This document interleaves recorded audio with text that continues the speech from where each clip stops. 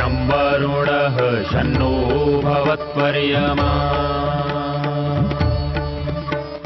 शन्न इन्द्रो बृहस्पतिः शन्नो विष्णुरुक्रमः ॐ शान्ति शान्ति शान्तिः।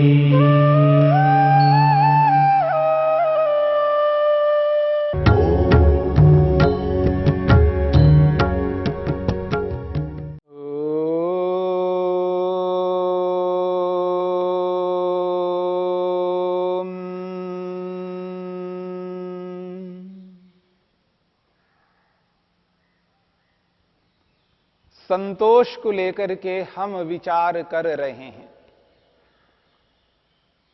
महर्षि पतंजलि ने नियम के अंतर्गत दूसरे विभाग के रूप में संतोष को रखा है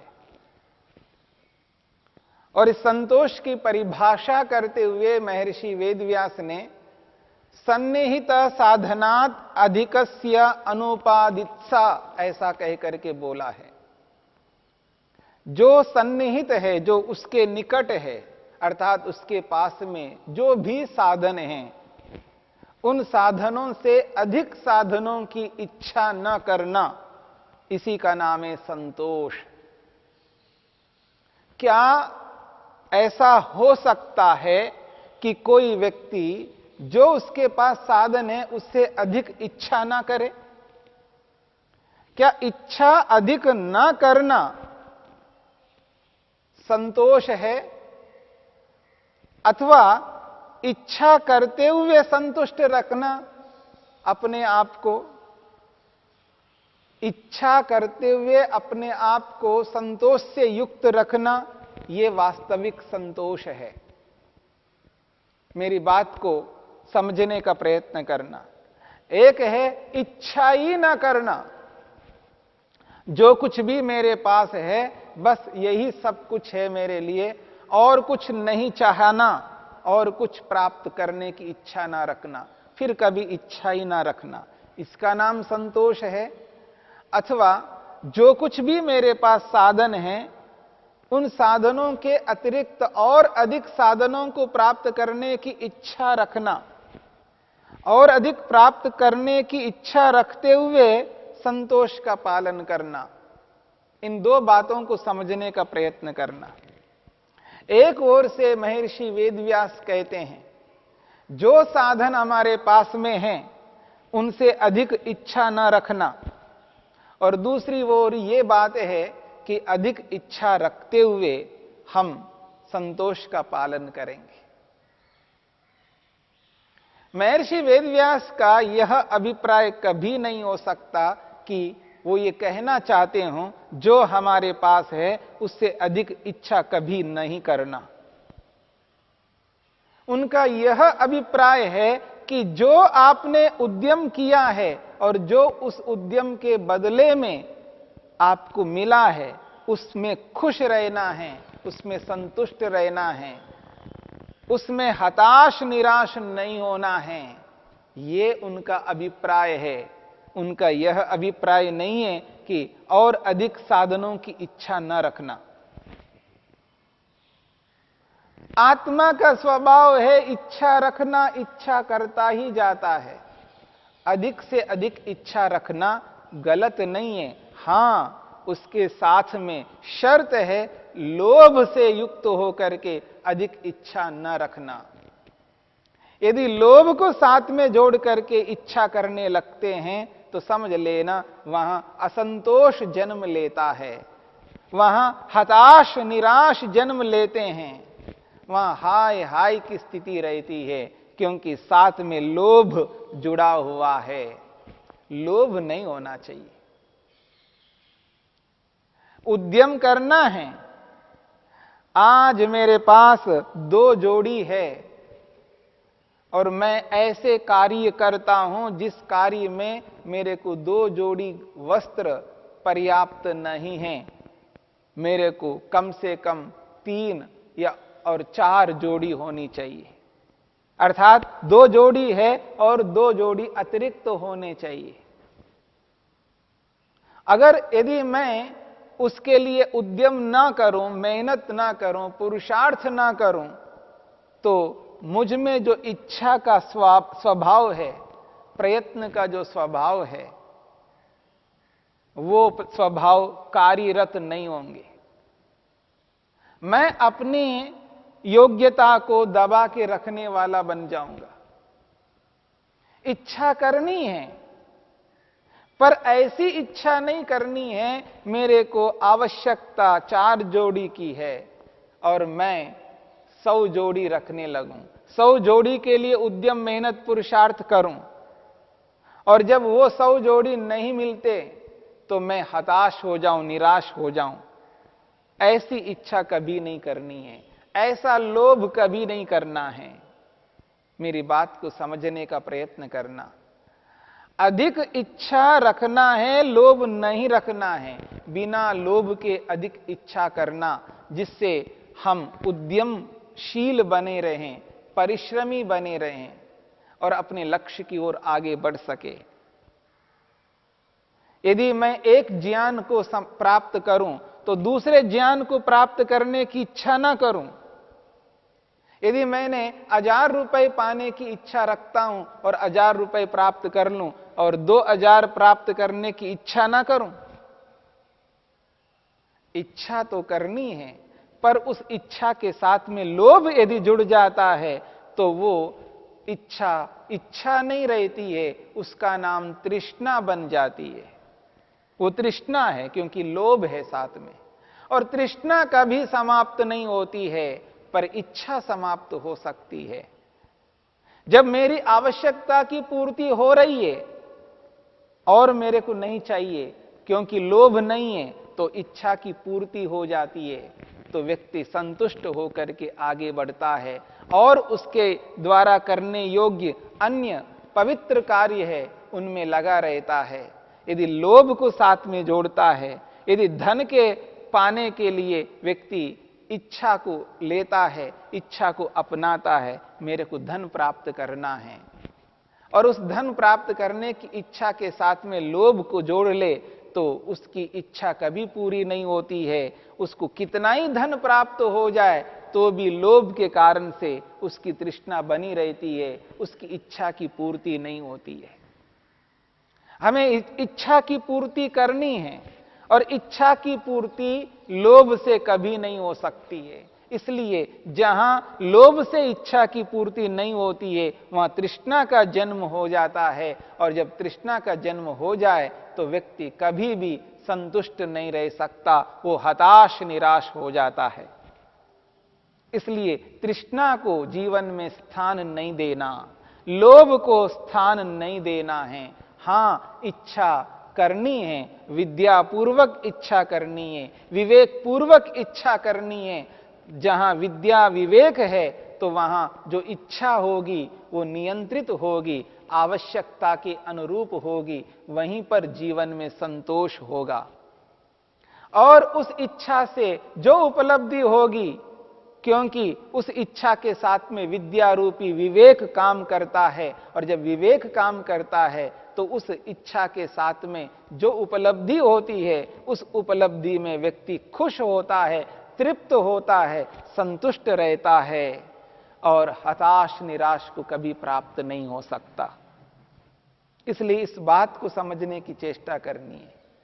इसलिए इच्छा को रखते हुए भी वहां पर विवेक को साथ में जोड़ना है। यदि विवेक को साथ में नहीं जोड़ते हैं तो लोभ जुड़ जाता है, और जहां जिस इच्छा में लोभ जुड़ जाता हो वहां समझ लेना संतोष कभी नहीं मिल पाएगा। आज व्यक्ति के जीवन में लोभ जुड़ गया है, विवेक नहीं जुड़ा, इसलिए हताश निराश होता है।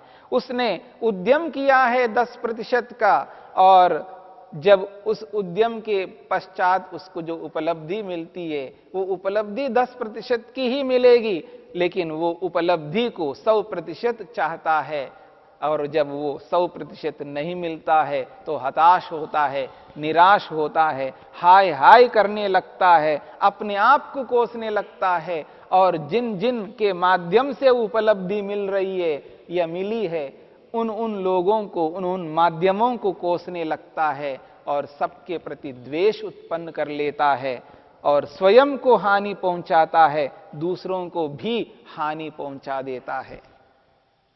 इसलिए इच्छा के साथ में लोभ कभी नहीं जोड़ना है, इच्छा के साथ में विवेक रूपी विद्या को जोड़ना है, जिससे व्यक्ति उचित दिशा में उद्यम मेहनत करता हुआ अपने लक्ष्य तक पहुंच सके। और यहां पर जो संतोष का पालन करने की बात की जा रही है, संतोष का पालन करना है, यहां पर तुष्टि दोष को प्राप्त नहीं होना। तुष्टि दोष का अभिप्राय है कि व्यक्ति जो उसके पास में जैसी योग्यता है, जैसी शक्ति सामर्थ्य है, जैसा ज्ञान है, जैसे साधन है, बस उसी में वो खुश रहता है, उन साधनों को बढ़ाने की चेष्टा नहीं करता, उस योग्यता को बढ़ाने की चेष्टा नहीं करता है, तो समझ लेना वो तुष्टि दोष को प्राप्त हुआ व्यक्ति है। इसलिए वो उद्यम नहीं करता आगे के लिए।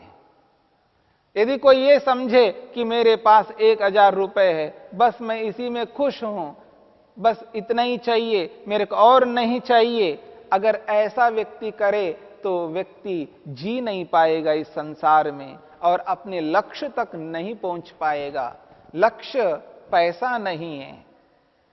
1000 है तो 2000 प्राप्त करना उसका लक्ष्य नहीं है, लाख रुपए प्राप्त करना उसका लक्ष्य नहीं है, करोड़ उसका लक्ष्य नहीं है, अरब उसका लक्ष्य नहीं है, खरब उसका लक्ष्य नहीं है।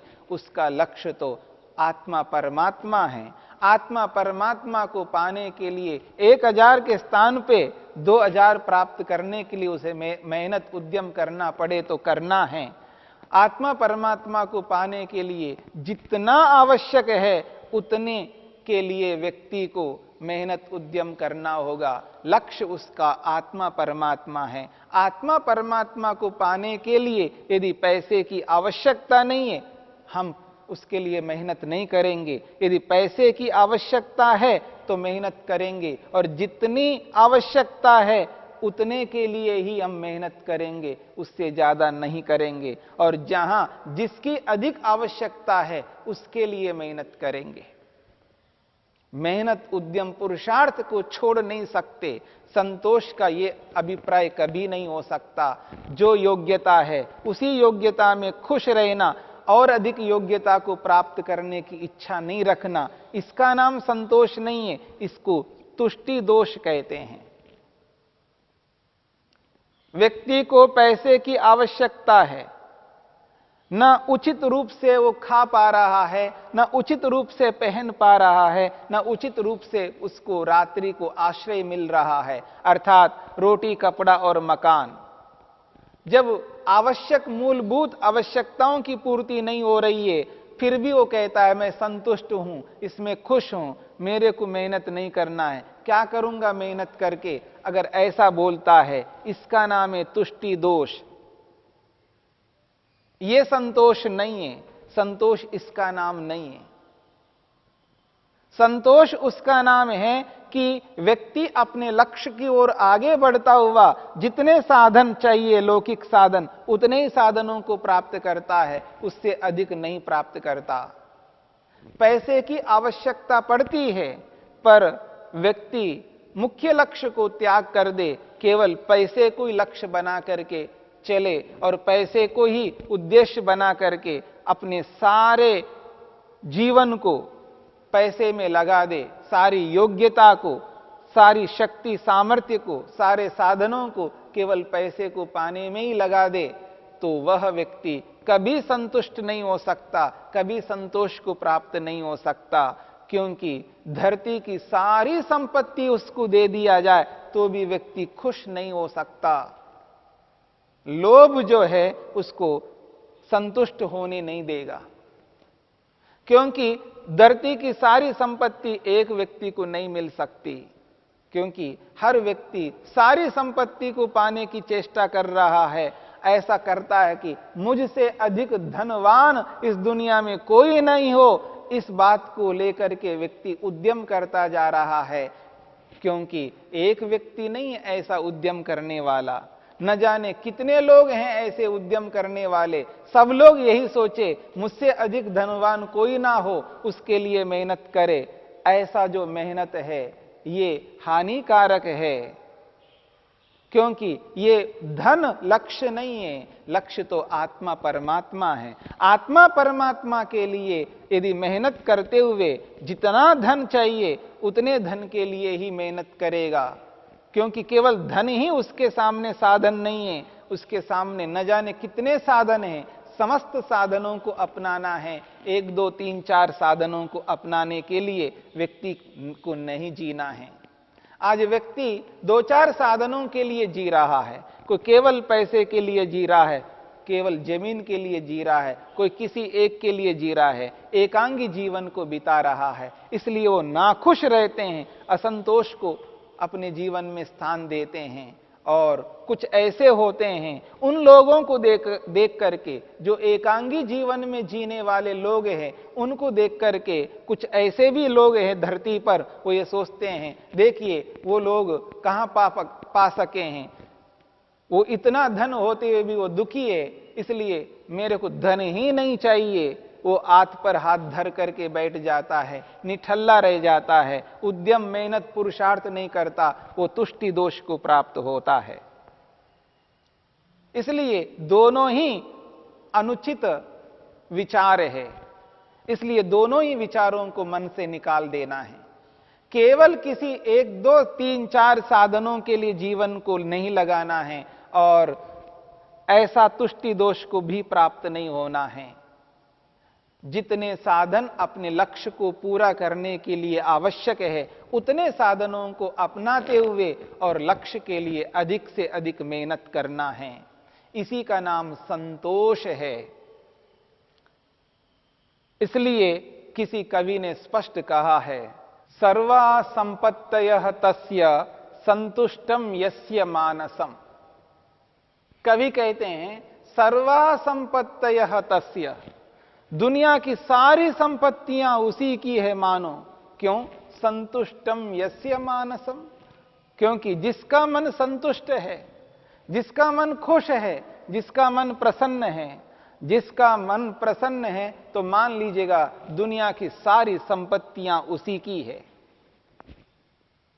बस मन को प्रसन्न रखना है, मन को शांत रखना है, मन को तृप्त रखना है, मन को निर्भीक रखना है, मन को स्वतंत्र रखना है, तो समझ लेना उससे बढ़कर और धनिक नहीं हो सकता, उससे बढ़कर और अधिक योग्य नहीं हो सकता।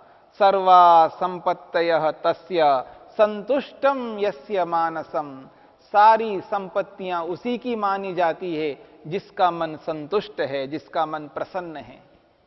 ये वास्तविकता है। इसलिए संतोष का पालन करना मनुष्य के लिए अत्यंत लाभकारी है।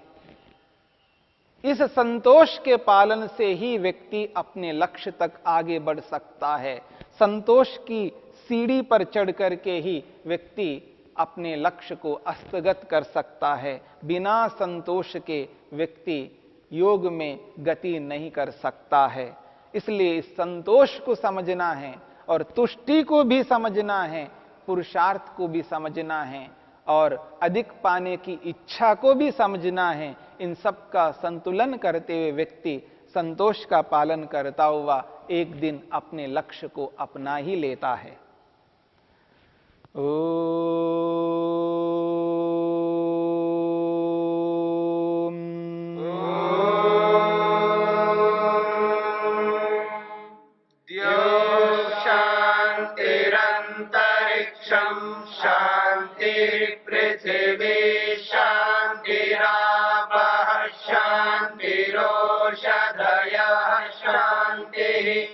वनस्पतयः शान्तिर्विश्वे देवा शान्तिर्ब्रह्म शान्ति सर्वं शान्ति शान्तिरेव शान्ति क्षमा शान्तिरेधि।